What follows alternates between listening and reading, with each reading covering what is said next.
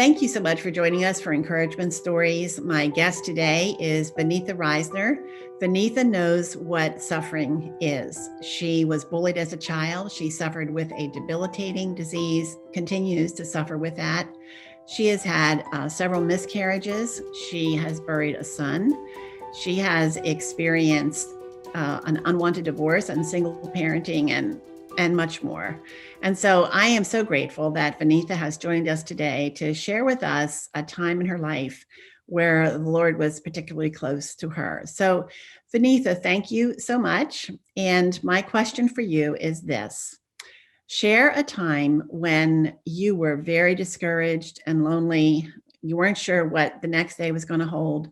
And the Lord met you and encouraged you in a way that you knew was uniquely designed just for you. Yeah. It's funny, Sharon, there's so many times I can think of. So it was really hard narrowing it down, to be honest, because often I feel like God meets me in scripture that feels just tailor-made for me in my day. But as I was praying about it, I thought about this one time that was so life-changing for me. And it was probably during the hardest season of my life, which I would say is after my first husband had left our family. I was single parenting two adolescent, pretty angry daughters.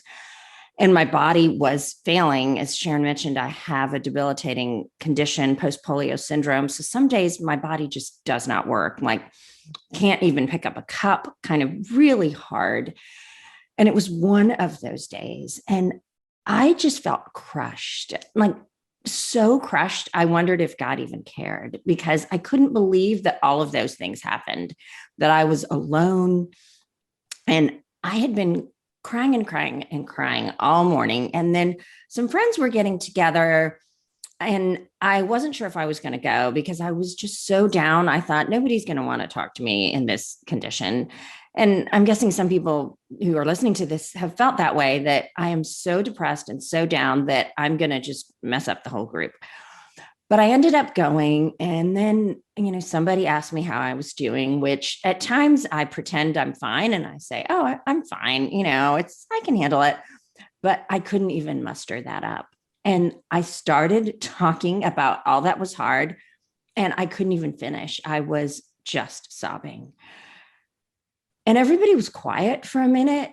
And then one friend just said, you know what, when you say that, and when I was listening to you, I pictured Good Friday and the women and the disciples at the foot of the cross crying because their whole world had crashed.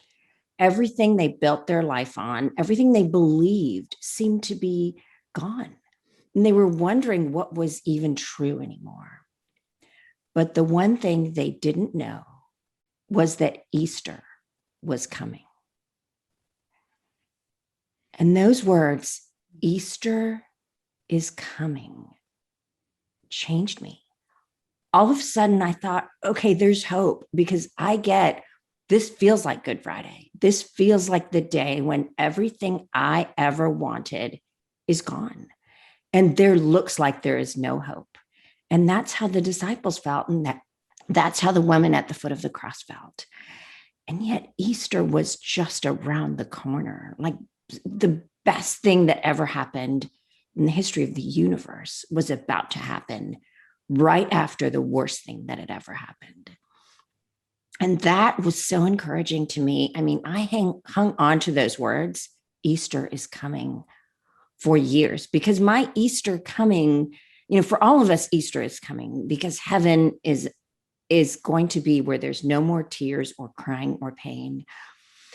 But in some ways, God gives us reprieve in this life as well, the land of the living. And I felt that, God, you're going to someday bring something beautiful out of this. It felt that you're not going to cry forever. You may be crying today, but hang on to the truth that Easter is coming. And I have told my friend who said that a few times, that was life-changing. And it was funny, the last time I mentioned it to her, she said, I don't even remember saying that, which is so funny and so like God, that it's not that it's our wisdom that we muster up and decide.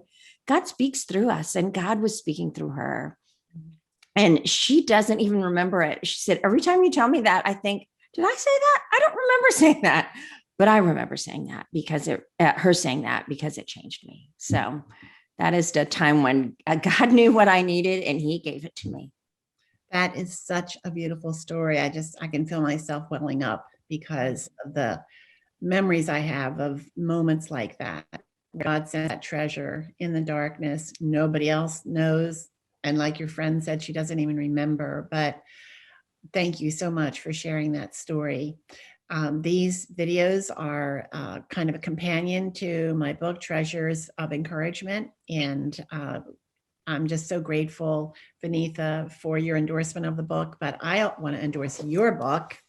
I want to highly recommend anything by Vaneetha, but this is her latest book, Walking Through Fire. It's a memoir of loss and redemption. And I also have the opportunity to talk with Vaneetha for one of our Help and Hope podcasts. So you can find that at treasuresoфencouragement.org, or even you can go to markinc.org to listen. And I hope you will. I hope that these few minutes with Vaneetha is like salty peanuts and that you want to hear more from Vaneetha. So Vaneetha, thank you again so much for sharing that beautiful story with us. And for those of you who have joined us, I hope that you will look for ways of sharing the beautiful treasures of encouragement, whatever your day holds, and be on the lookout for those treasures that God is sending to you. Thank you so much for joining us.